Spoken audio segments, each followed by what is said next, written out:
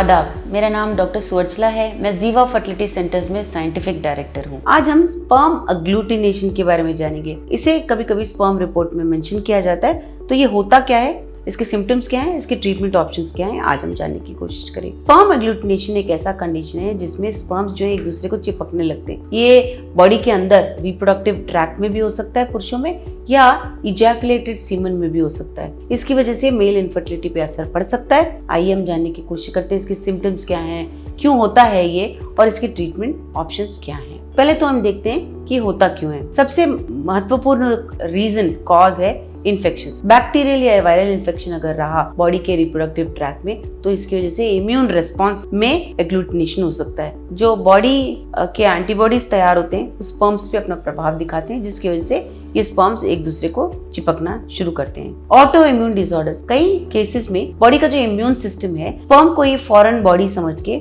उसी पे अटैक करना शुरू करता है। जो एंटीबॉडीज तैयार होते हैं वो स्पर्म को ही मारना शुरू करते हैं। तो ये ऑटो इम्यून डिसऑर्डर्स में ये प्रॉब्लम देखा जाता है कि एग्लूटिनेशन हो रहा है। इन्फ्लेमेशन यानी सूजन होना, इन्फ्लेमेटरी प्रॉब्लम जब होता है मेल रिप्रोडक्टिव ऑर्गन्स में, जैसे कि एपिडिडिमाइटिस या प्रोस्टेटाइटिस, इसकी वजह से भी एग्लूटिनेशन देखा गया है। कुछ लोगों में जेनेटिकली वो इंक्लाइंड होते हैं, मतलब प्री डिस्पोजिशन होता है, जिसकी वजह से स्पर्म्स में भी एग्लूटिनेशन देखा जाता है। कई दवाइयां भी होते हैं जैसे जो कैंसर ट्रीटमेंट के लिए लिए जाते हैं, जिसकी वजह से स्पर्म मोटिलिटी पे ही नहीं बट ऐसे भी प्रॉब्लम्स हो सकते हैं जिसकी वजह से एग्लूटिनेशन होता है। कई एनवायरमेंटल टॉक्सिन्स होते हैं, जो वातावरण में पॉइजनस प्रोडक्ट्स होते हैं, केमिकल्स होते हैं, इससे भी एग्लूटिनेशन हो सकता है। तो इसके सिम्टम्स क्या हैं? बहुत बार इसके कोई सिम्टम्स नहीं होते। किसी पुरुष को जब तक ये सीमन एनालिसिस ना कराएं उसे पता भी नहीं चलता कि इसमें कुछ प्रॉब्लम है। सीमन एनालिसिस में फर्टिलिटी इवैल्यूएशन जब किया जाता है तब पता लगता है इसमें कुछ प्रॉब्लम्स है। सो इससे होता क्या है, आपका फर्टिलिटी कम होना शुरू होता है, क्योंकि स्पर्म मोटिलिटी में प्रॉब्लम होता है। स्पर्म अंडे तक पहुंच नहीं पाता, उसे फर्टिलाइज नहीं कर पाता, इसीलिए आपको फर्टिलिटी में प्रॉब्लम हो सकता है।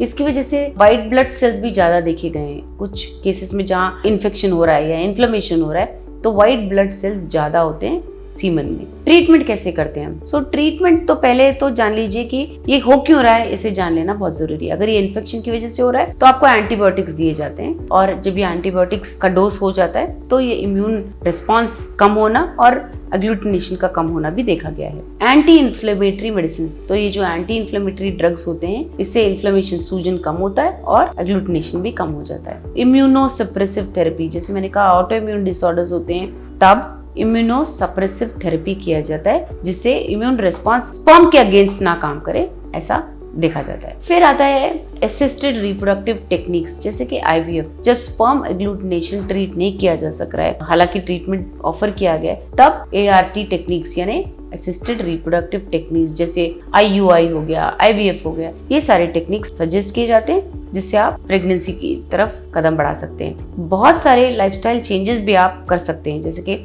हेल्दी एनवायरनमेंट में रहना, अगर आपके वातावरण में कोई टॉक्सिन है उसे कम करना, बैलेंस डाइट खाना, स्ट्रेस को कम करना। ओवरऑल अगर आप अपना हेल्थ आपके इम्पोर्टेंट चेकलिस्ट में रखेंगे तो स्पर्म हेल्थ भी अच्छा रहेगा। जब ये एग्लूटिनेशन आपको सस्पिशन हो रहा है या आपके रिपोर्ट में ये डायग्नोज करके रिपोर्ट किया गया है, तो आपको एक रिप्रोडक्टिव स्पेशलिस्ट या यूरोलॉजिस्ट को अवश्य संपर्क करना चाहिए।